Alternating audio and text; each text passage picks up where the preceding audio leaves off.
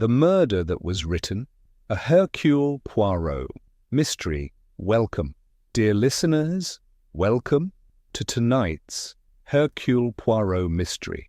I'm Jane, your host, and I'm delighted to have you join me for another captivating tale of subtle clues, clever deductions, and human secrets. Before we embark, I'd love to hear a bit about you.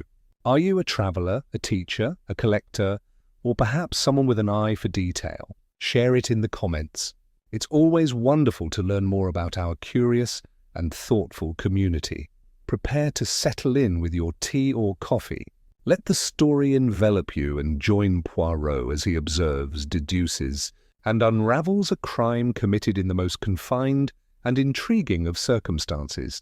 And don't forget to subscribe to my channel for more mysteries. Chapter 1. Arrival at Ashford Manor. The evening mist clung to the long driveway of Ashford Manor, softening the edges of the towering oaks that lined the approach. Each droplet caught the glow of the carriage lamps, turning the fog into a pale, moving veil that shimmered like silk. As Poirot's small motor car rolled over the gravel, the crunch beneath the tires sounded unnervingly loud in the enveloping quiet. Yet he welcomed the stillness. It was the sort of evening that seemed to slow time, encouraging one to observe closely, to notice the delicate movements of the unseen.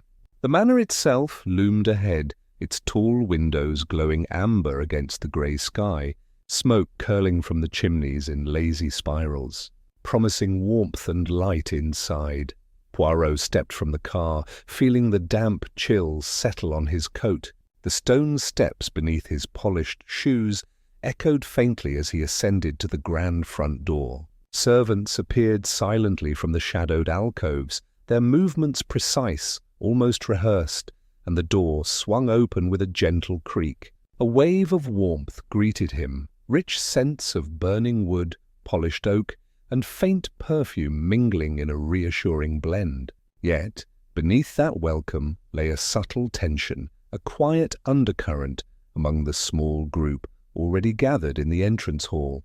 Guests exchanged measured smiles and polite nods, but Poirot, ever observant, detected the imperceptible shivers of unease, a flicker of the eyelid, a tightening of fingers around a fan, the deliberate smoothing of a dress as if to dispel invisible traces of anxiety. His gaze fell upon one particular figure, a young woman in emerald silk who held a silver locket delicately in her palm.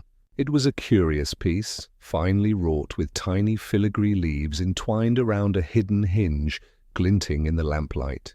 Poirot's moustache twitched almost imperceptibly. That locket, its design struck a faint chord in his memory, a sense of having seen something so similar long ago, perhaps at another gathering, another delicate unraveling of secrets. He noted how she fingered the locket nervously, as if it were a talisman against unseen threats. Each twist and press of her hand hinted at a story she hoped remained undiscovered, a story that might be connected to the hidden tensions in the room. Introductions proceeded with careful etiquette, voices polite but tinged with faint curiosity. A gentleman in a tailored suit lingered too long on formalities, his eyes darting toward the young woman in green, betraying either admiration or suspicion. A matronly hostess smiled too broadly, perhaps to mask her impatience or some unspoken knowledge. Poirot observed without intrusion, cataloguing these subtle signs, the shuffling of a foot, the slight clenching of a fist, the soft inhalation before a polite reply. Each movement, seemingly ordinary, was rich with narrative for a keen observer, revealing rivalries and alliances invisible to the casual eye. The drawing-room doors stood ajar ahead, offering glimpses of deep armchairs, shelves lined with leather-bound volume, and the flicker of candlelight reflected on polished surfaces. Poirot's steps were measured as he advanced, his eyes still on the locket, the minutiae of gestures, the interplay of glances that spoke volumes. The air carried a gentle murmur of voices, and with it the unspoken promise of stories yet to unfold. Somewhere in the gestures and the half-hidden expressions lay the threads that would draw this evening into a tapestry of quiet intrigue as the last introductions were exchanged, and the guests began to drift toward the drawing room for dinner. Poirot felt the familiar thrill of anticipation.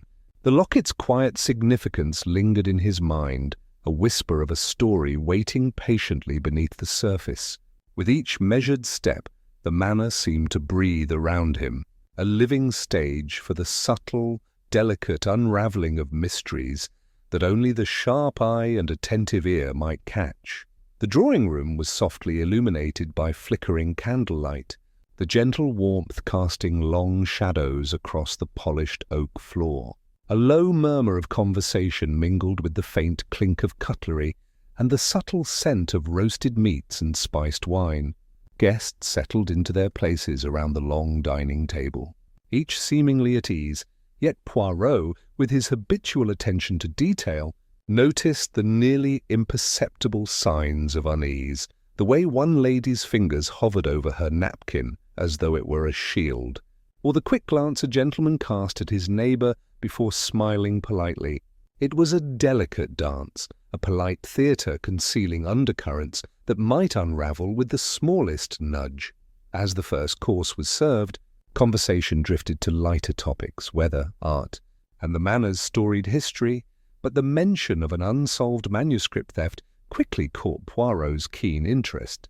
Guests spoke of it with varying degrees of knowledge and discomfort. One young man claimed to have seen the stolen pages recently, yet his story wavered when probed by a polite follow-up. A subtle tightening of the jaw, a rapid swallow, small human details that to Poirot were far more revealing than the words themselves. Each contradiction, each hesitation, was a thread that once tugged might unravel the larger tapestry of intrigue surrounding Ashford Manor. Poirot's eyes roamed over the table with measured calm, observing not only the faces but the micro-movements, the subtle tapping of a foot under the table, the careful smoothing of a chair cushion, the deliberate rotation of a wine glass. It was the latter gesture, performed with almost obsessive care, that drew his attention. One guest, after reaching for his chair, paused to wipe its leg with an unusual precision, as if to remove an invisible mark. Poirot's mind catalogued the act, linking it silently to the unspoken tension that hung in the room like the lingering scent of the evening's first course. A sudden crash startled everyone. A decanter of red wine had toppled, spilling a slow, glistening stream across the polished table. Eyes widened, voices hushed, and a momentary ripple of chaos passed through the guests. Poirot, however, noted the subtle hesitation in one hand as it hovered near the decanter before it fell, the slight smirk quickly masked by concern. Such small details whispered volumes to him, suggesting intention where others perceived accident. The tension that had been carefully veiled now shimmered briefly in the candlelight, a delicate revelation of human frailty and hidden motives. Amid the murmurs of apology and the rustle of napkins, a voice ventured a seemingly casual remark. Perhaps some things are best written down forever, lest they wander where they ought not. The phrase hung in the air, understated yet pregnant with significance. Poirot's moustache twitched in acknowledgement.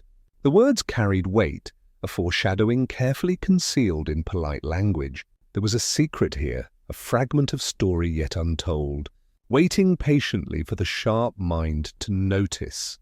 Dinner continued, the rhythm of conversation and laughter resuming, but Poirot's attention remained precise.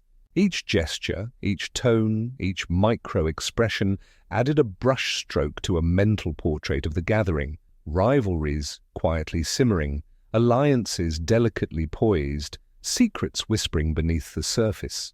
Even as guests discussed minor anecdotes and mundane happenings, the unspoken puzzle stretched across the table, invisible to all but a few. When the last course was cleared, and the guests rose to retire to the drawing-room for coffee, Poirot excused himself to his room. He walked slowly through the manor's corridors, the soft carpet underfoot, and distant echoes of voices guiding his thoughts. The spilled wine, the careful wiping of the chair leg, the cryptic remark about the manuscript, All were threads he would weave together in the quiet contemplation to come. Outside, the fog pressed gently against the windows, muffling the world beyond, as if granting him the privacy to assemble the first pieces of a mystery that promised to reach far deeper than any had yet imagined. Chapter 2. The Discovery. The morning light filtered softly through tall, draped windows, painting the library in a pale, gold-tinged haze. Dust motes floated lazily in the air, disturbed only by the sudden sharpness of a scream that echoed through the manor's corridors.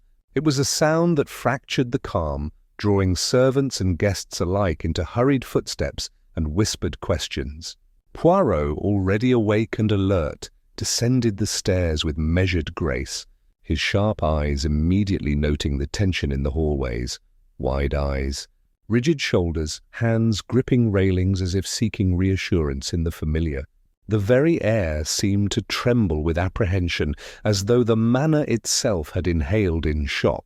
Upon entering the library, Poirot's gaze swept over the scene with practiced precision.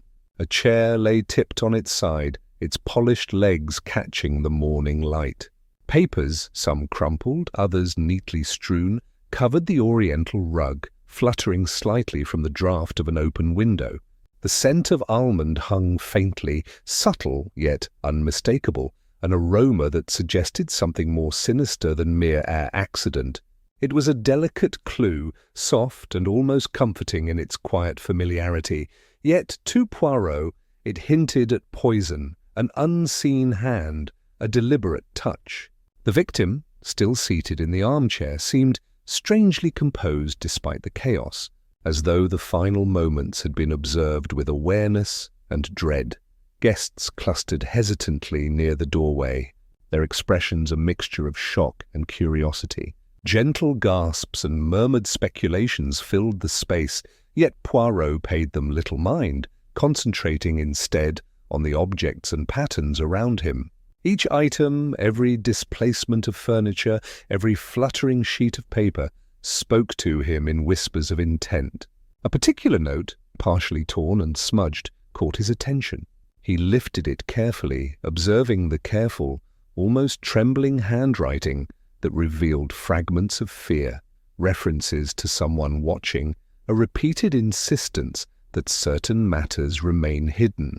Even incomplete, the note suggested a premeditation, a mind planning the unthinkable with meticulous care. As he scanned the room, Poirot's moustache twitched in subtle acknowledgement of each detail. A small inkwell, overturned but only partially spilled, hinted that the victim had perhaps attempted to write a last message. The arrangement of books on the shelves suggested hurried searches, while the open window, its latch untouched, offered the possibility of an unseen exit. Nothing was overlooked. Each minor irregularity held weight. The deliberate scattering of papers, the faint smell lingering in the room, the careful position of objects, all painted a tableau of calculated action. Not random accident. Poirot crouched near the chair, fingertips barely brushing the papers to feel the faint impressions left by a hand or pen. His mind traced the likely sequence, the victim seated, sensing danger, perhaps attempting to hide or retrieve something of importance, and the killer striking with deliberate precision. It was, Poirot thought, a performance masked as suddenness, a tragedy staged to mislead and confuse. And yet, in every calculated move lay the tiny human errors that would reveal the truth to a patient observer. The guests remained near the door, exchanging anxious glances, unaware of the silent deductions unfolding before them. Poirot rose, adjusting his jacket, his eyes briefly meeting each onlooker with quiet intensity, inviting without alarming. This was not a moment for accusations, but for observation, for cataloguing the nuances of behavior that would later illuminate motive and opportunity. With the room's secrets now partially revealed, he felt the familiar thrill of the hunt, tempered by the responsibility to guide without panic. Carefully, he motioned for the guests to remain calm while he requested a temporary clearing of the space. Each movement, each whispered word, Each glance was measured, a delicate dance toward understanding. As the morning sun climbed higher, casting soft warmth across the disordered papers, Poirot's mind already began assembling the first threads of deduction, readying himself to gently question those present. The scene, though shocking, was now under his meticulous scrutiny, the subtle signs pointing to a story far more deliberate than anyone had imagined. The library, still faintly tinged with the scent of almond, had quieted to a hushed anticipation. Guests, though lingering near the doorway, spoke in muted tones, casting wary glances at one another. Poirot moved among them with his characteristic grace, every step deliberate, his eyes bright with curiosity. He began the gentle interrogations, not with harsh questions or accusations, but with the soft, probing rhythm of a seasoned observer. Each inquiry was framed as casual conversation, yet beneath the politeness lay an attentive scrutiny, noting the subtlest of gestures, the half-formed hesitations, the unintentional tics that might betray hidden truths. The first guest he approached, a young woman in sapphire silk, spoke with soft, measured words, her voice a melodic cadence that sought to reassure herself as much as anyone listening. Poirot observed her hands, delicate and slender, twisting a silver ring between her fingers. Each turn and press seemed unconscious, a tiny signal of anxiety. The lady's eyes flitted briefly to the window, as if measuring whether someone unseen might be listening, and Poirot mentally catalogued her movements, registering them as a small but significant clue. There was a tension in her posture, subtle, yet revealing, an internal struggle between composure and unease. Turning to another guest, a gentleman whose demeanour was almost rigid in its refinement, Poirot noted the opposite, an over-careful calm, a composure too perfect, almost rehearsed. His voice was steady, untroubled, but his eyes betrayed an almost imperceptible flicker of apprehension each time the conversation circled toward the victim or the manuscript theft. Poirot filed away these contradictions, the silent dissonance between appearance and expression, knowing that human behavior often reveals more than spoken words. A cough, a hand brushing against a lapel, a delayed response, all became meaningful threads in the web he was beginning to weave. As Poirot continued, he mentally sketched a map of alibis and inconsistencies, linking gestures, glances, and snippets of conversation with the precision of an artist outlining a delicate sketch. Each guest was a node, each contradiction a line connecting them to others, creating a pattern invisible to casual observers. He noted how one lady's laughter seemed slightly delayed, how a gentleman's hand hovered too long near a chair arm, and how another guest's gaze lingered on the fireplace as if recalling a prior scene. These small, almost imperceptible details formed the quiet rhythm of human psychology that Poirot thrived upon, each movement a potential clue in the tapestry of the morning's events. Then, almost imperceptibly, a contradiction emerged. One guest, previously certain of the victim's morning whereabouts, faltered when recounting the timeline of events, the slight hesitation betraying a gap in memory, or perhaps an intentional misdirection. Poirot's moustache twitched, with silent acknowledgement, the small revelation whispering the promise of deeper intrigue. It was not dramatic, not alarming, but enough to quietly unsettle the neat facade of alibis and careful statements. To the practiced observer, even the most subtle misstep could illuminate unseen threads of motive or opportunity. The interviews continued with this quiet cadence, the gentle flow of dialogue revealing more than the words themselves. Poirot's voice remained calm, his questions unobtrusive, and the guests, caught in their own thoughts and reactions, unwittingly revealed slivers of themselves. It was a delicate dance of observation and subtle inference, the kind that rewarded patience and attentiveness. By the end, a pattern had begun to form in Poirot's mind, hints of tension, fear, and hidden connections interweaving with the day's first shock. Satisfied that he had gathered the necessary impressions, Poirot withdrew with careful grace, leaving the guests to their uncertain reflections. His mind, already active with threads of observation, turned toward the study and the collection of manuscripts.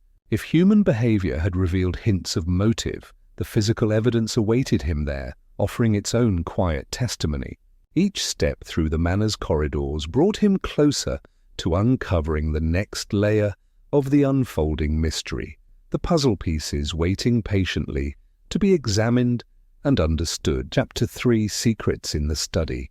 The study was steeped in the quiet intimacy of early afternoon light, filtered through tall, latticed windows that cast lattice-shaped shadows across the polished wooden floor. The air smelled faintly of aged parchment, wax polish, and the lingering aroma of tea from a forgotten cup on the corner table. Poirot entered with deliberate calm, his eyes sweeping slowly over the room. Every detail spoke to him: the tall oak shelves lined with leather-bound manuscripts, the small locked drawers that promised secrets, and the open window, its sash slightly tilted as if someone had left in haste, allowing a whisper of the cool garden air to mingle with the warmth inside. He approached a low table, where scattered manuscripts lay in quiet disarray. Dust patterns revealed where hands had rested, or shelves disturbed, subtle maps of human presence. Poirot bent slightly, fingertips barely grazing the top of a tome, lifting it with a careful grace to inspect for fingerprints. The impressions were faint but telling, a silent record of handling that could indicate familiarity or surreptitious curiosity. Each page he turned revealed more than words. The slight crease of a corner, the faint smudge of ink, and the careful annotations in a margin spoke volumes about the attention the manuscripts had received, and perhaps the attention they had attracted from those who should not have been touching them. One manuscript drew his particular scrutiny. A missing page left a small but conspicuous gap, as though someone had excised a fragment critical to the narrative. Poirot's moustache twitched, a small sign of heightened curiosity. Even a single page removed carried weight. Motive could be inferred, intent implied, and connections between the absent fragment and the victim's own recent anxieties began to form in his mind. He imagined the careful hands of someone retrieving that page, the furtive glances, the knowledge that they had taken something that could alter the course of understanding. It was not merely theft, it was a deliberate act, a clue veiled in quiet deception. Poirot's gaze then settled upon a faint wax seal impression on the edge of another manuscript. Though partially worn by time, it retained enough detail to suggest a particular sender or source, a signature hidden in wax. To the casual eye, it was nothing more than a decorative mark, but to Poirot it whispered of clandestine communications, of messages that had travelled unseen, and of intentions recorded in secrecy. The alignment of the seal, the missing page, and the disturbed dust patterns formed a subtle narrative. The manuscripts were not merely objects of literary value, but vessels of information, and someone had acted deliberately to control that knowledge. He moved methodically through the study, observing the furniture, the placement of chairs, the slight tilt of a small desk lamp. Each object's position hinted at hurried movement or careful planning. Poirot's mind catalogued the details, connecting them with the behavior he had noted during the morning's interrogations. A guest's glance or hesitation might now take on renewed significance when matched with evidence from this room. The manuscripts, the faint impressions, and the missing page all whispered of motives and opportunity, threads of human desire intertwined with scholarly curiosity. Even as he worked, Poirot remained quiet, allowing the soft creak of the floorboards and the gentle sway of the curtains in the open window to frame the scene. There was a serenity here, a calm layer beneath the subtle tension, the kind of environment that invited careful observation and patient deduction. Each small discovery, the fingerprint on a manuscript, the dust pattern of a hurried retreat, the wax seal's faint insignia, was a whisper, a micro-clue that would grow in significance with time. Satisfied that he had gleaned all he could in solitude, Poirot replaced the manuscripts with meticulous care, preserving the scene for the future eye of inquiry. He took a final glance at the open window, the sunlight glinting off the missing page's absent space, before stepping back. The study had spoken, revealing hints of hidden movements, of deliberate act, of knowledge wrested quietly from their rightful place. Now, the next step lay in observing the guests, noting their reactions, and matching human behavior with the tangible evidence he had so carefully assembled. The puzzle was gathering its pieces, and Poirot, as ever, listened patiently for their story. The drawing-room was bathed in the soft glow of late afternoon, sunlight filtering through sheer curtains and casting delicate patterns across the polished floorboards. The air carried the subtle aroma of freshly brewed tea, mingling with faint traces of lemon and sugar, a comfort against the lingering tension of the morning's discovery. Guests had gathered in small clusters, their chatter polite, yet punctuated with hesitation, as if the knowledge of the library's disturbance still pressed quietly upon their thoughts. Poirot moved among them with the silent grace of one accustomed to reading not only faces, but the unspoken language of posture and gesture. He observed a gentleman seated near the fireplace, his eyes deliberately avoiding the gaze of those around him, hands resting stiffly on the arms of his chair. There was a tension in the set of his shoulders, a minute tightening in the jaw that betrayed a nervousness he could not entirely mask with a calm smile. Across the room, a lady perched on the edge of a divan displayed the opposite. A spark of almost imperceptible excitement danced in her eyes as she sipped her tea, fingers tapping lightly against the china, betraying a curiosity that exceeded mere politeness. Both behaviours were small windows into their inner states, delicate cues that Poirot catalogued with silent precision. As he approached the table where tea was being poured, Poirot's gaze fell upon another guest, a young man whose hands trembled ever so slightly as he lifted the teacup to his lips. The motion was subtle, easily missed by anyone not attuned to nuance, yet to Poirot it was significant. He noted the rhythm of the trembling, the careful way the cup was replaced on its saucer, and the brief flicker of the eyes toward the hostess, as if seeking reassurance or hiding a guilty thought. These micro-behaviors, so delicate and human, provided him with insight into the guests' emotional landscapes, suggesting layers of anxiety, guilt, or anticipation lying just beneath their calm facades. The conversation meandered in polite circles, yet Poirot's sharp ear caught a remark that drew his attention. One guest mentioned, almost in passing, a written threat discovered among the victim's papers, their voice light but betraying a slight quiver. As the words fell, the young man's trembling intensified for a fraction of a second, a fleeting confirmation of inner tension coinciding with the topic of discussion. The timing was precise, almost telling in its synchronization, a silent acknowledgement from the subconscious, hinting at a connection that had not yet been voiced aloud. Poirot's moustache twitched slightly, a subtle signal of heightened curiosity. Small revelations like these were threads he would later weave into a larger picture of motive and opportunity. He continued his gentle scrutiny, noticing how others shifted their weight in chairs, exchanged brief glances, or smoothed the folds of their garments when certain subjects were raised. A faint furrow of the brow here, a sudden sip of tea there, a hand brushing nervously against a table edge, each action spoke volumes when interpreted with care. Poirot catalogued these signs quietly, creating a mental map of behavior that would allow him to align observation with tangible evidence later in the day. Human psychology, he reflected, often revealed what words tried to conceal, and the drawing-room provided a perfect canvas for such subtleties. As the final cups were emptied and the soft murmur of conversation subsided, Poirot excused himself with gentle courtesy. The patterns of movement, the tremors of anxiety, and the subtle exchanges of glances lingered in his mind. He walked through the quiet corridors, the faint carpeted steps beneath him, a rhythmic accompaniment to his thoughts.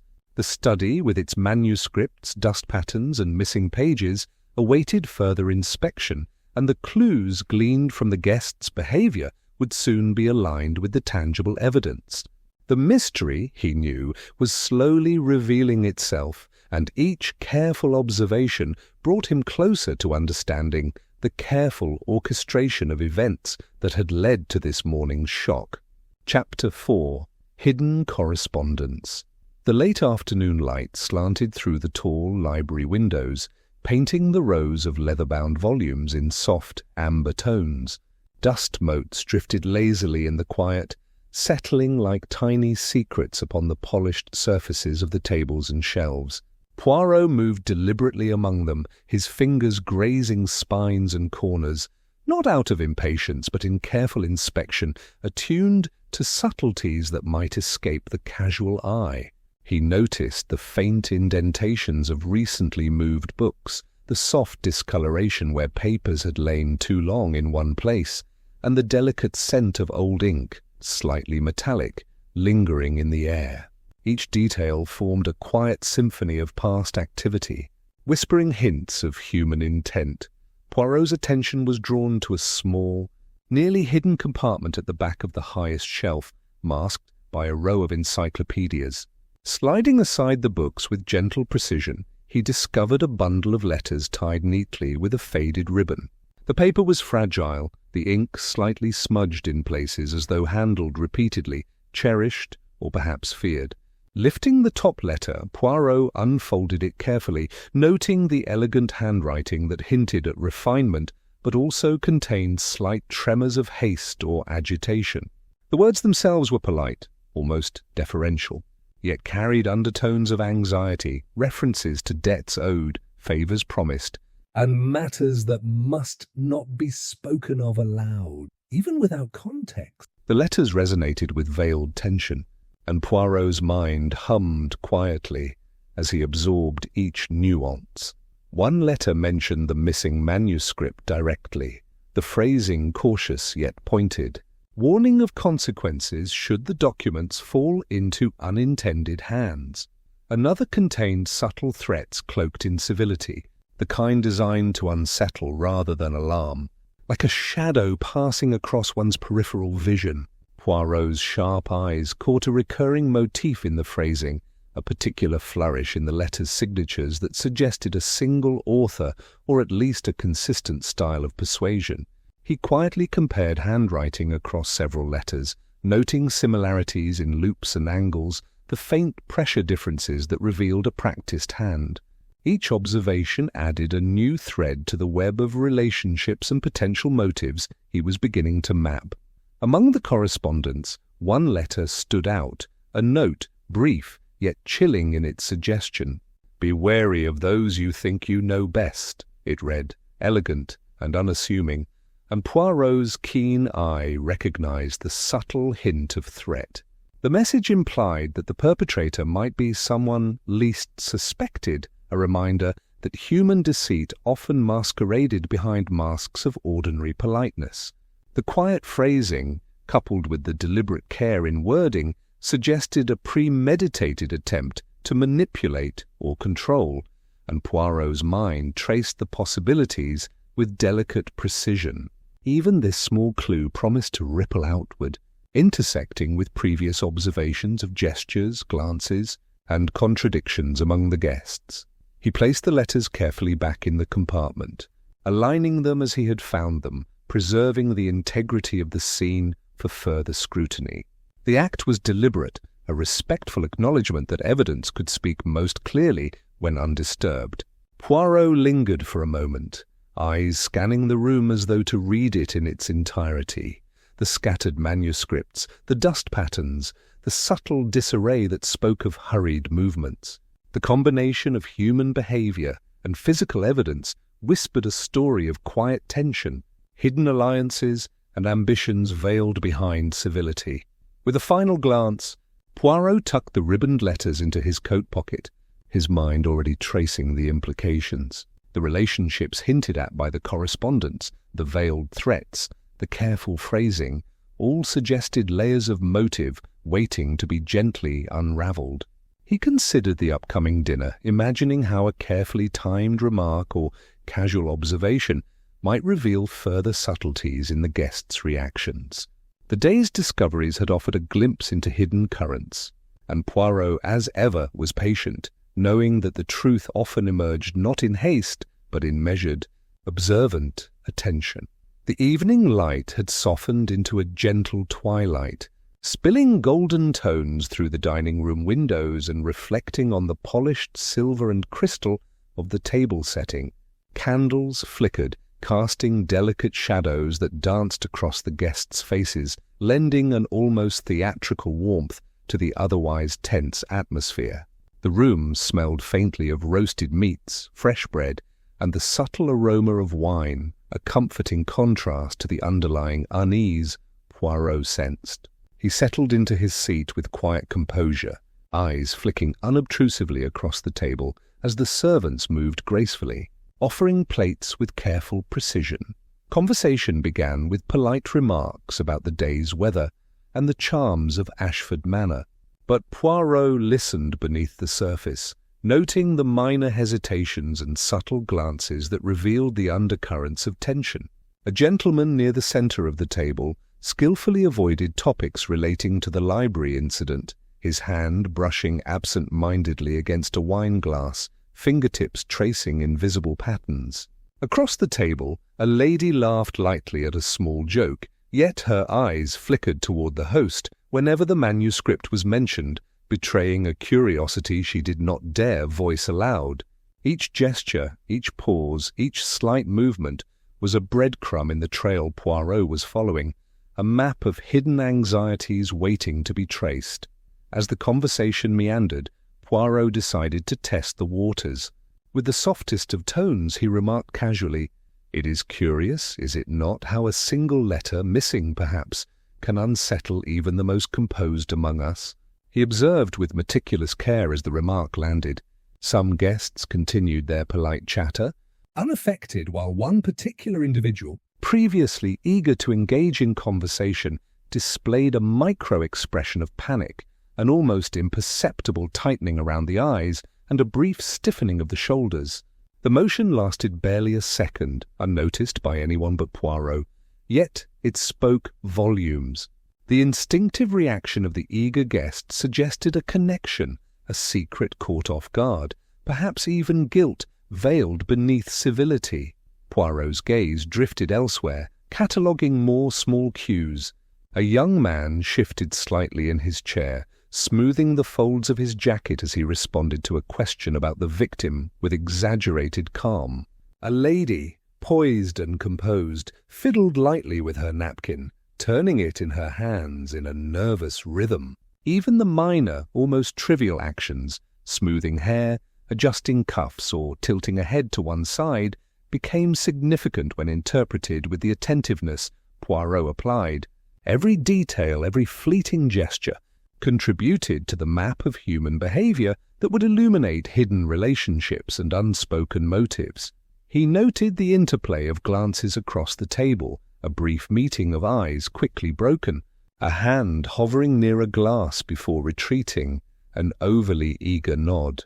Each subtle interaction layered additional meaning upon the already complex tapestry of reactions. Poirot's mind quietly aligned these observations with the morning's discoveries, the letters, the manuscripts, the dust patterns, and the scattered papers, slowly building a cohesive understanding of both opportunity and intent.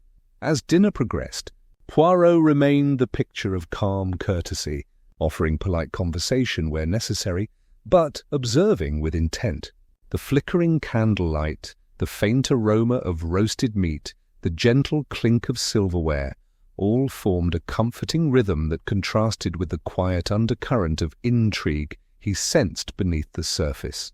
The eager guest's fleeting panic, coupled with the avoidance displayed by others, suggested that the secrets held within Ashford Manor were beginning to stir, revealing themselves in whispers of human behavior. Finally, as dessert was served and guests relaxed slightly, Poirot quietly excused himself, his mind already assembling the pieces of correspondence and observation he had gathered. The letters, the manuscripts, the micro-expressions, all would be considered together in his room, a silent stage for deduction and planning. Each detail of the evening had left its mark, preparing him for the next careful steps in unravelling the mysteries entwined within the manor. Chapter 5. Nighttime Contemplation. The quiet of Ashford Manor settled around Poirot's room like a soft, protective blanket. Curtains drawn to keep the chill of the night at bay, the room glowed with the warm radiance of a single lamp, its light casting gentle halos on the polished writing desk and the neatly arranged manuscripts. The scent of old paper mingled with faint traces of cologne lingering from earlier conversations, a subtle reminder of the day's human tapestry. Poirot seated himself in the high-backed chair, legs crossed, fingers steepled, eyes fixed thoughtfully on the assortment of evidence spread before him. Here, in solitude, the noise of polite conversation and polite deception could not intrude. Only his mind's keen eye dissected the details. He began with the letters, untied from their faded ribbon and laid out with deliberate precision. Each one was read and reread, the phrasing dissected for nuance, the loops and strokes of handwriting compared for subtle consistencies or deviations. Poirot noted recurring expressions, careful evasions, and the delicate phrasing of threats wrapped in civility. His memory traced the subtle reactions of the guests at dinner and tea, linking micro-expressions, pauses, and glances to the words on the pages. Patterns began to emerge, the same handwriting that hinted at persuasion and anxiety, appearing across multiple correspondences, aligning with the body language of those most affected by the mere mention of a missing letter. Next, he examined the manuscripts, lifting each one gently to observe fingerprints, the faint impressions of hurried handling, and the gaps where pages had gone missing. A missing page here, a smudge of ink there, suggested a deliberate effort to remove knowledge that could be damaging. Poirot traced these physical clues alongside his mental map of the guests' movements during the day. The dust on the study floor indicated hurried steps in multiple directions, footprints leading to the open window, and positions of chairs that hinted at sudden exits or abrupt interactions. Each element, physical or behavioral, added a layer to the story unfolding in his mind. Taking a fine pencil, Poirot sketched a timeline across a sheet of blank paper. He plotted the arrivals, departures, and interactions of each guest, marking when certain remarks were made and actions observed. The exercise was quiet but precise, almost meditative. He noted the micro-expressions, the trembling hands, the nervous glances, and the slight evasions. The juxtaposition of observed behavior with letters and manuscript evidence revealed small inconsistencies, tiny gaps in alibis that, while easily overlooked by casual eyes, could not escape his. One guest's stated whereabouts, when cross-checked with the sequence of tea, dinner, and library exploration, revealed an impossible interval, a time unaccounted for that suggested opportunity hidden in plain sight. Poirot paused, hand resting lightly on the pencil as his mind assembled the threads. The elegance of human deception fascinated him, how manners, gestures, and words could veil intent so thoroughly, yet betray it in the subtlest of ways. He imagined the interplay of fear, ambition, and secrecy, each guest a note in a quietly discordant symphony, each action part of a choreography designed to mislead or protect. The study's manuscripts, the letters' veiled threats, the reactions at dinner, all coalesced into a delicate but coherent pattern in his mind, a lattice work of human motives and opportunity. The lamp's glow flickered slightly as a breeze whispered through the slightly cracked window, and Poirot leaned back, moustache twitching in thoughtful acknowledgement. The evening's careful observations had yielded more questions than answers, yet each clue brought him closer to understanding the puzzle's architecture. The impossible time gap, the reactions to subtle mentions of correspondence, and the precise movements in the study suggested that a gentle confrontation, cleverly designed to observe and provoke, would be necessary the following day. Satisfied with the evening's reflections, Poirot gathered his notes and laid them neatly upon the desk. The room, calm and inviting, was ready to host further revelations, while his mind prepared the strategy to unravel the threads of secrecy with methodical patience. The night, quiet and protective, seemed almost to approve of his careful contemplation, allowing him to rest only after the delicate work of deduction had advanced one careful step further. The fog had descended thickly over Ashford Manor's gardens, turning the familiar hedges and statues into ghostly silhouettes, softened by the silvery haze. Each step on the damp gravel paths was muffled, swallowed by the mist that curled and shifted around the low-growing shrubs and topiary. Poirot moved silently, careful to keep to the shadows, his eyes flicking between the wavering shapes of the gardens and the faint glimmer of candlelight spilling from the manor windows. The night was calm, yet pregnant with possibilities. Each movement, each sound amplified in the hushed, intimate space. Ahead, two figures emerged near the ornamental fountain, voices low, their conversation masked by the gentle murmur of water and the soft rustle of leaves. Poirot crouched behind a neatly trimmed yew, producing a small mirror from his pocket. With practiced precision, he angled it to catch reflections from the figures, enabling him to observe their gestures without revealing his presence. Hands brushed fleetingly, eyes darted nervously, and the tension between them was palpable, though their tones remained hushed and careful. Even from the shadows, Poirot could sense the layers of secrecy, the careful choreography of a meeting meant to avoid discovery. One guest leaned slightly forward, speaking in a whisper that was almost lost in the soft ripple of water from the fountain. Poirot adjusted the mirror to catch the faint light glinting on a ring and a clasped hand, giving him a clear view of subtle movements that betrayed unease. The other guest's eyes shifted constantly, glancing toward the manor as if measuring the distance to safety, fingers brushing the lapel of a coat in nervous rhythm. Even without words, Poirot could read the story in these gestures: anxiety, intent, and the careful negotiation of trust and secrecy. Then a phrase floated through the fog, barely audible, yet unmistakable. "The manuscript will expose everything." Poirot's moustache twitched subtly in acknowledgement. The words confirmed what his observations had already suggested: the motive behind prior behaviors, the tension at dinner, the furtive handling of letters and manuscripts. The manuscript, central to the day's events, was the key to understanding the stakes, and these clandestine exchanges revealed just how much fear and ambition it had inspired. Even whispered conversations, when observed with attention, could yield clarity that overt statements could not provide.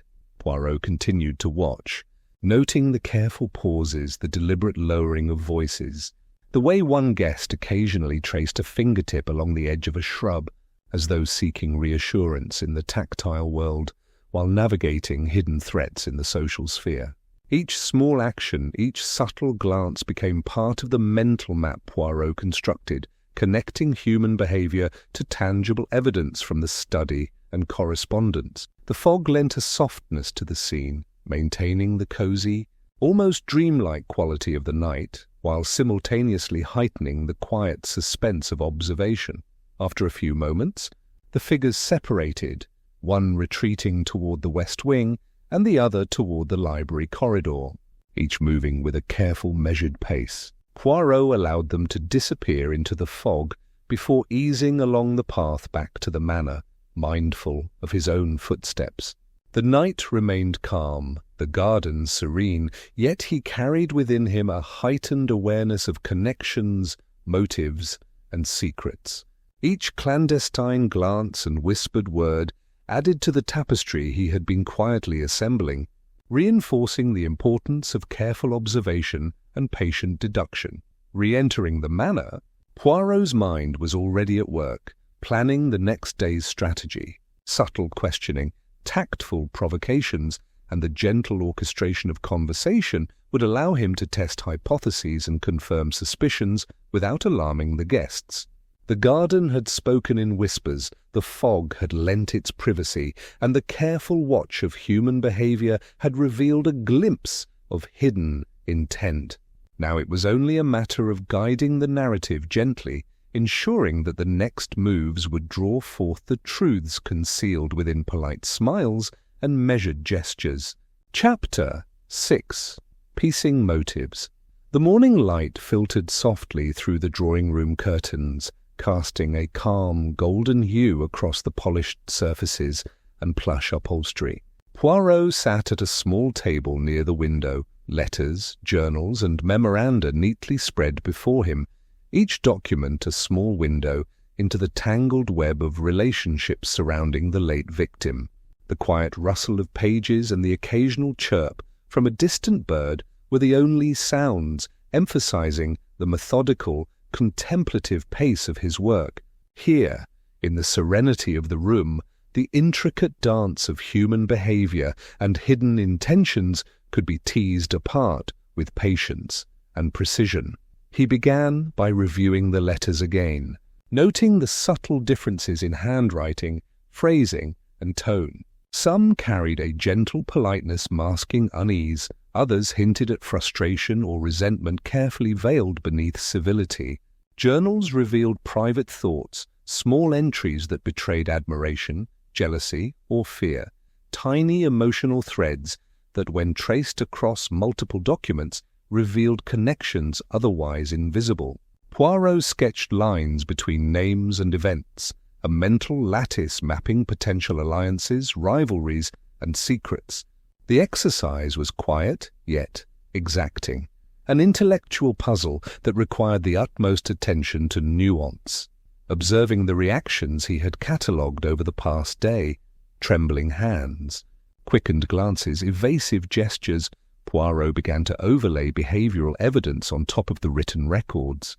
Certain guests, he noted, appeared repeatedly in moments of tension or subtle excitement, their presence at key points synchronized with instances where letters had been referenced or manuscripts disturbed. Each micro-action he had observed, each slight pause or nervous adjustment, became a coordinate in his evolving mental map. The meticulous attention to these details allowed him to assign subtle risk levels to each guest, not as judgment, but as a guide to understanding opportunity and inclination. One particularly interesting connection emerged as he compared notes.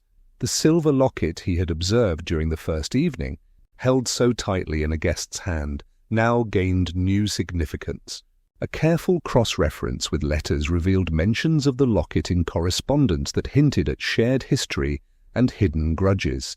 The guest in question, previously noted for composure bordering on calculated, now appeared to have opportunity, motive, and an overlooked connection linking them intimately to both the victim and the missing manuscripts. Poirot's mind traced the implications slowly, savouring the quiet thrill of deduction. The lattice of human behaviour, written evidence, and physical objects was beginning to converge in a pattern that suggested direction without rushing the revelation. He catalogued each guest meticulously, jotting subtle notes and arranging them in logical clusters, those motivated by ambition, those influenced by fear, and those whose behaviour hinted at concealment or deception. Lines were drawn between interpersonal tensions, small resentments, hints of jealousy, or protective instincts that, when combined with opportunity, suggested the likelihood of involvement. Even small emotional signals, like an unguarded glance or a slight falter in speech, were woven into this network, the minutiae forming a quietly compelling portrait of the hidden dynamics within Ashford Manor. As the morning progressed, Poirot leaned back slightly, allowing the assembled data to settle in his mind.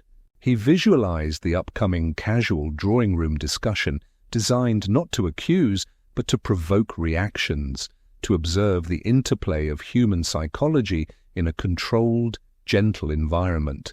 The groundwork had been laid, the letters had spoken, the manuscripts had hinted, and the guests' behaviours had revealed subtle truths. Now Poirot would guide the narrative carefully, nudging the guilty toward inadvertent revelation, all while preserving the calm. cozy rhythm of the manner's daily life, the intellectual satisfaction was profound, tempered by the quiet suspense of discovery. Each thread, each connection, each gesture had its place in the unfolding tableau. Poirot's meticulous analysis of relationships had illuminated pathways of motive, opportunity, and hidden connection, providing him with the quiet confidence necessary to set the next stage of observation. The manor, serene and sunlit, awaited the subtle unfolding of truths yet to be revealed. The afternoon light filtered softly through the tall drawing-room windows, painting warm streaks across the carpet and gilded picture frames. Poirot reclined slightly in his chair, the picture of calm composure, as guests gathered around in a semicircle, sipping tea and offering polite, measured conversation. The room exuded serenity, the gentle clinking of porcelain, the faint aroma of freshly baked scones, and the occasional rustle of a newspaper. Yet beneath this calm, Poirot's keen eyes detected the almost imperceptible tension that lingered, a subtle energy that whispered of secrets, hidden motives, and truths waiting to be teased out. He began the conversation with casual remarks about the manuscripts, phrasing questions and observations as neutral curiosity rather than direct inquiry. "It is fascinating," he said lightly, "how certain documents can carry such weight, even long after the ink has dried. One wonders how much we truly know of those who held them before us." His tone was soft, unassuming, but every word was measured, designed to prompt reflection and involuntary revelation. Some guests nodded politely, others tilted their heads, and a few exchanged glances, their reactions speaking in whispers that words could not contain. As the conversation meandered, Poirot introduced the topic of correspondence, mentioning with deliberate casualness the letters found in the library. Even the most careful writer, he mused, cannot entirely conceal the tremor of the hand when anxiety weighs upon the heart. "One can almost read intentions between the lines, do you not agree?" A subtle shift passed among the guests, a slight stiffening of posture here, a hand twisting a napkin there, a glance fleetingly meeting another's eyes. Each reaction, seemingly trivial, offered insight into hidden dynamics, the delicate interplay of fear, curiosity, and protective instinct.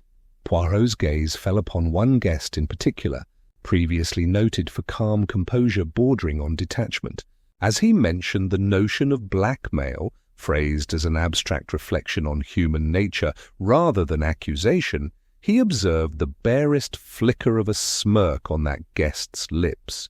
It lasted scarcely a heartbeat, but it was enough to betray a spark of recognition, a quiet acknowledgement of guilt, or at least complicity. Poirot's moustache twitched imperceptibly, registering the clue.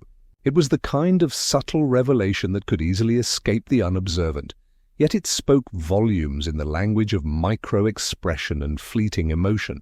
The guilty party, Poirot realized, often revealed themselves not through word, but through these tiny, almost instinctual gestures.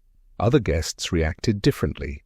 Some leaned slightly forward, curious yet cautious, while others relaxed into the conversation, unaware that the subtext of Poirot's phrasing was carefully calibrated to provoke insight. Each measured pause, each casual comment about manuscripts, letters, or past interactions served as a probe, encouraging involuntary disclosures. In this gentle orchestration, Poirot's intellect orchestrated a dance of subtle revelations where no one felt accused, yet each revealed a fragment of truth through natural behavior. The conversation slowly drew to a close, the sun now casting long golden beams across the floor. Poirot allowed the guests to retreat, their polite farewells punctuated with the faintest traces of reflection or unease. In solitude he considered the day's subtle provocations, each smirk, glance, and twitch catalogued meticulously in his mind. The tapestry of human behavior, carefully observed and aligned with the physical evidence, had begun to reveal the faint outlines of intention and culpability. Satisfied that the groundwork had been laid, Poirot rose and tidied his notes, preparing to retire for the evening. The room, serene and inviting, would soon witness the final, deliberate unfolding of truth. Each gentle provocation, every carefully planted remark, had advanced his understanding of hidden motives, preparing the stage for the formal revelation of secrets. When observation would give way to disclosure, and the quiet unravelling of the mystery at Ashford Manor would move one decisive step closer to resolution. Chapter 7. Gathering Evidence. The manor was still, the hush of early evening settling over its grand corridors and polished floors. Poirot returned to the library alone, the familiar scent of parchment and polished wood greeting him like an old friend. The flickering light of a single lamp created soft shadows along the shelves, lending a gentle cinematic quality to the room, while also emphasizing the careful, deliberate pace of his work. Every detail mattered, and Poirot's eyes, sharp and meticulous, scanned the scene as though it could speak directly to him. He began by revisiting the letters, spreading them across the large oak desk with deliberate precision. Each envelope, each folded sheet, was examined for handwriting, ink pressure, and stylistic nuances. Poirot's fingers traced the faint impressions of cursive lines, comparing them to the samples he had noted from the guests. A particular flourish, the slant of a loop, and the slight hesitation in a signature confirmed his suspicions. One guest had written several of the letters, a detail unnoticed by others but obvious to the careful eye. The cross-referencing was methodical, almost meditative, each comparison reinforcing the emerging narrative of intent and subtle coercion. Poirot then turned his attention to the wax seal discovered on one of the manuscripts. By lamplight, he examined the delicate impression, noting its intricate design and comparing it against the envelopes he had previously catalogued. The pattern matched precisely with a particular letter, the faint indentations revealing the same care in preparation. It was a tangible link, a silent confirmation of correspondence that connected the guest to the handling of sensitive documents.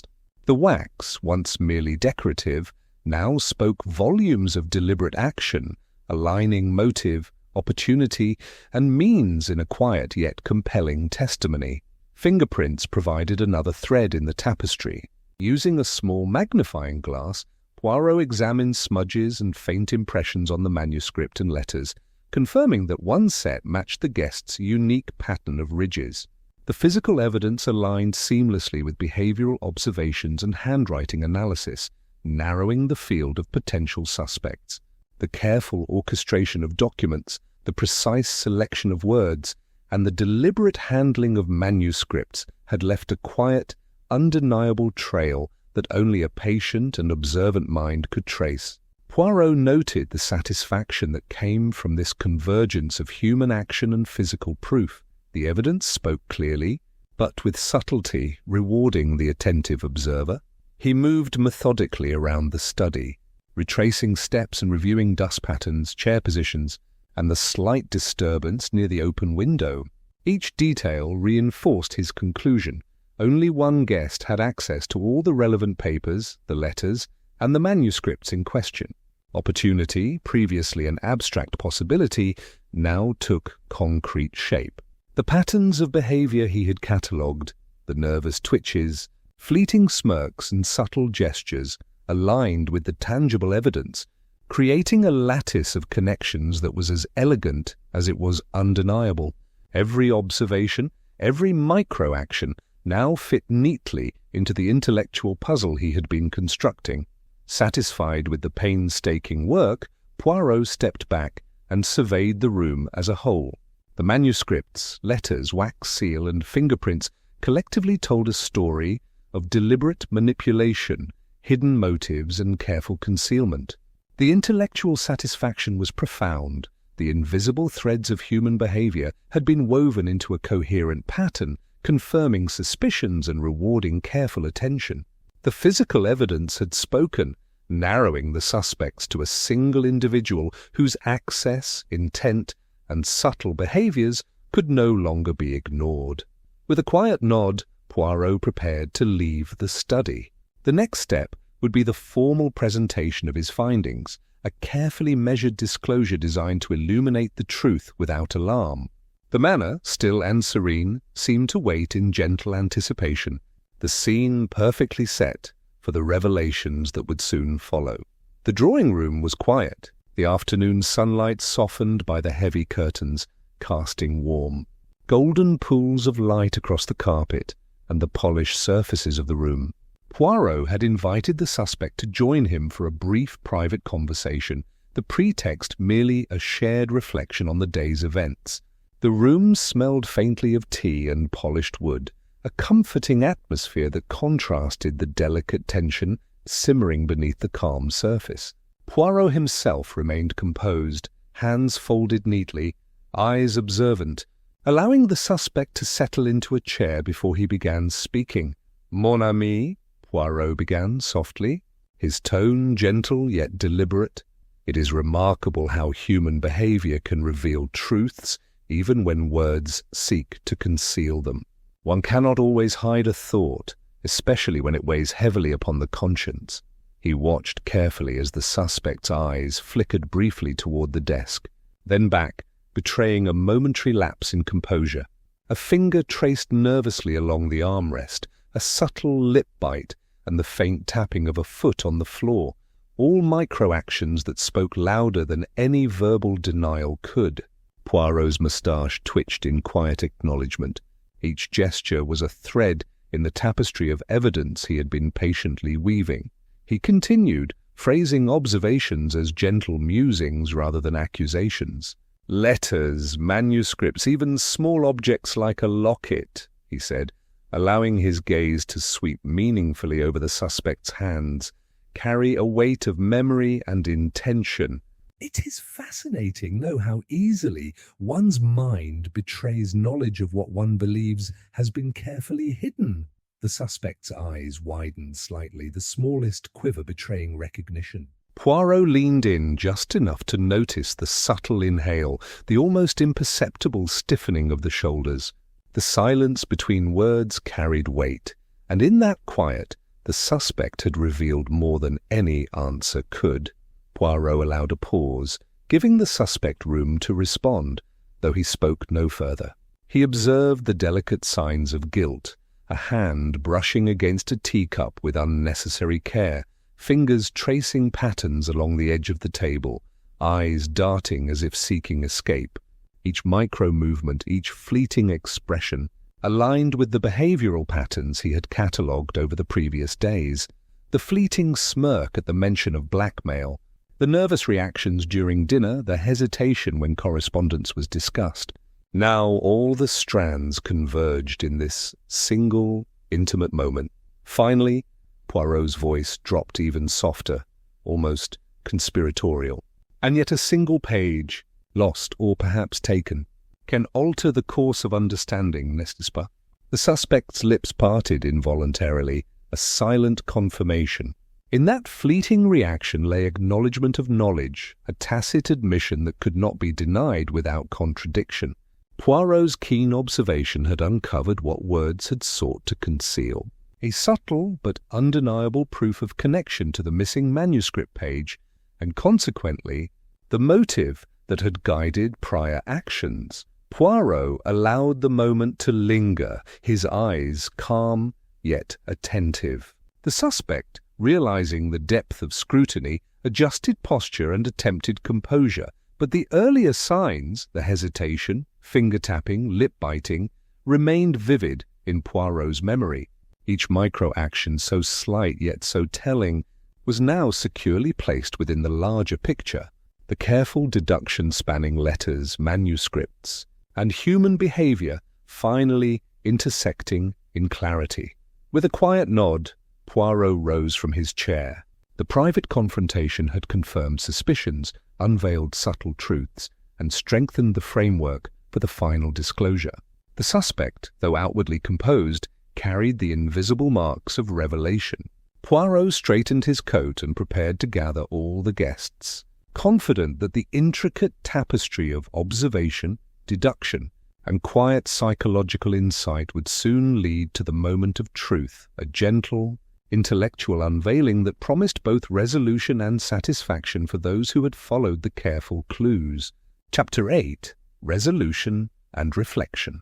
The drawing-room was softly illuminated by the late afternoon sun, which poured through the tall windows in warm golden shafts, casting long, comforting shadows across the carpet and furniture.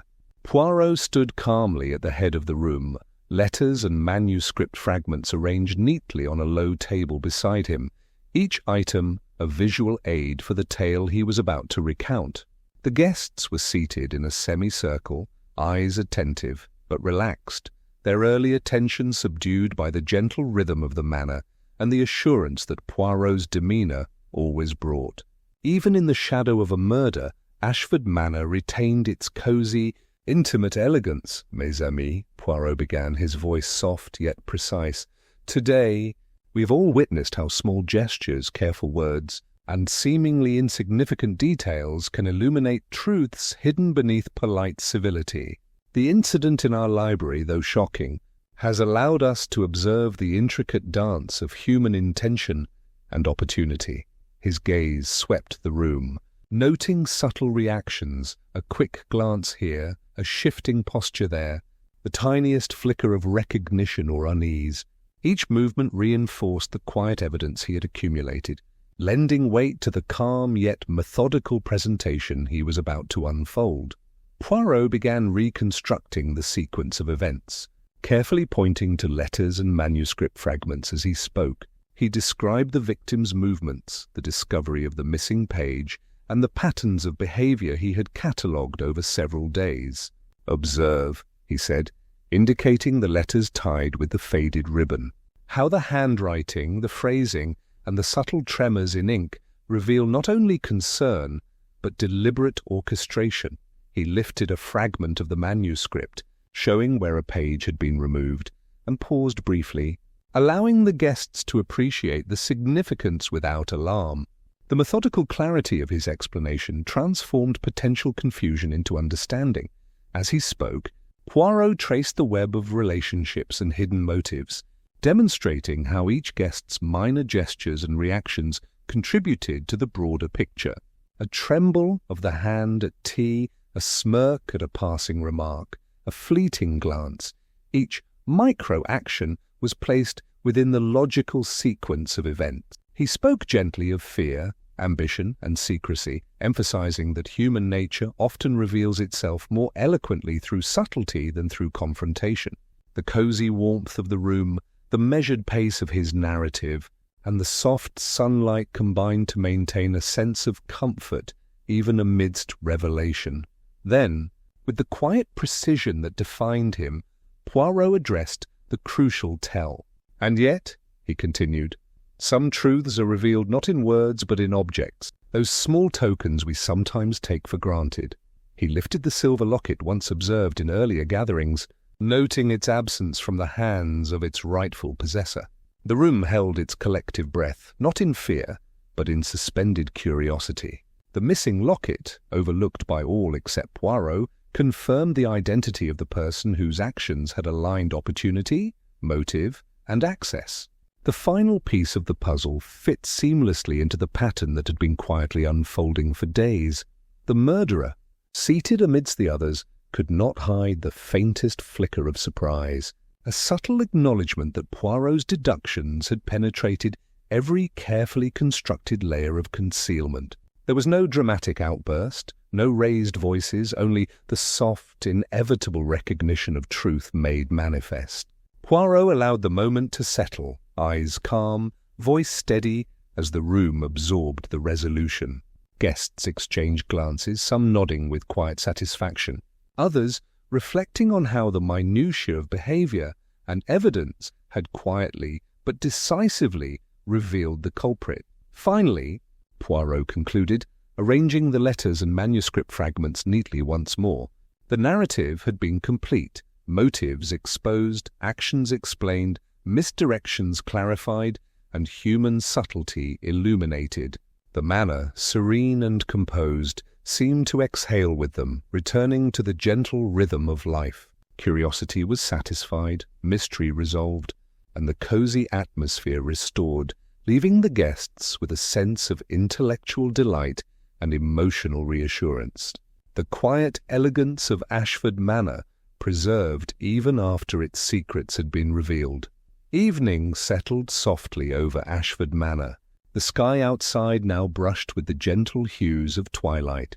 Shadows stretched lazily across the lawns, and the last rays of sunlight filtered through the tall windows, lending a warm amber glow to the drawing-room. The day's tensions had dissolved into quiet satisfaction, and a gentle calm had returned to the manor.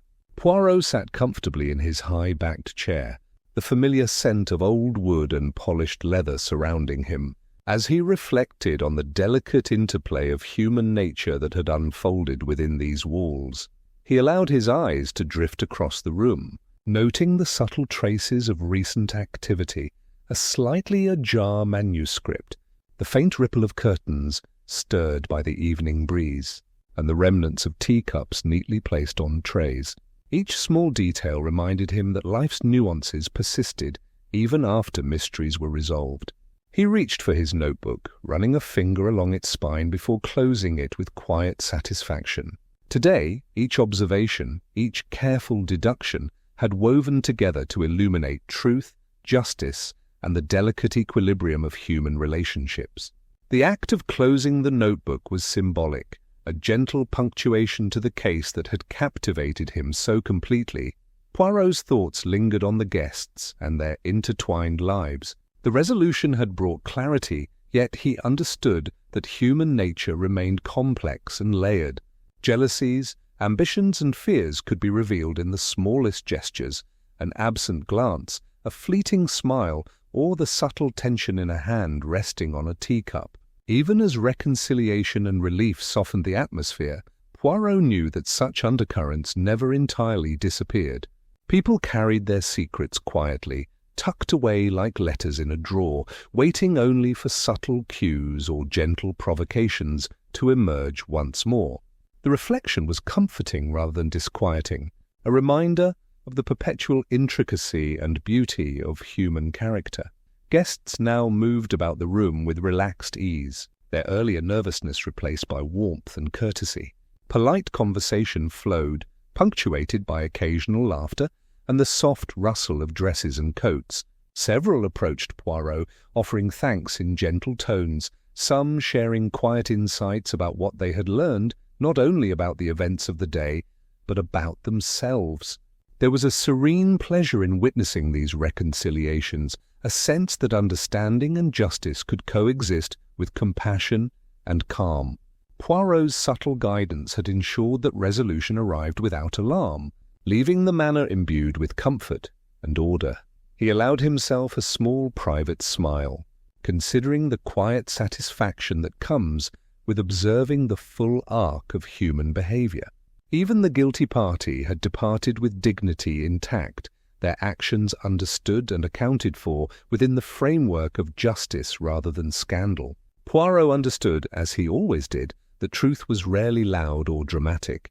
It was measured, observed, and appreciated in the quiet moments of realization, the subtle shifts in demeanor, and the reconciliation of minds and hearts alike. Yet, even as the manor settled into calm, Poirot's trained eye caught one final, almost imperceptible detail: a guest's faintly crooked posture as they departed, a small hesitation in their step, a glance cast toward a forgotten manuscript on a side table.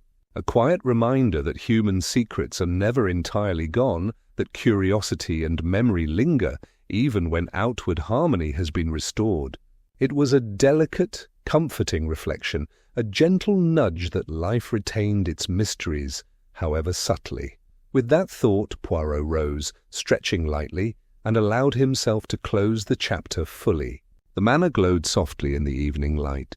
The guests had departed with reconciled feelings, and peace had returned to Ashford Manor. Outside, the last of the daylight faded into the cool embrace of night, leaving a quiet serenity that mirrored the calm in Poirot's mind. Listeners, too, could exhale, carrying with them gentle curiosity, intellectual satisfaction, and the comforting knowledge that even within the quietest corners of human life, stories linger, waiting patiently to be discovered once more. This is Jane signing out from Hidden Clue.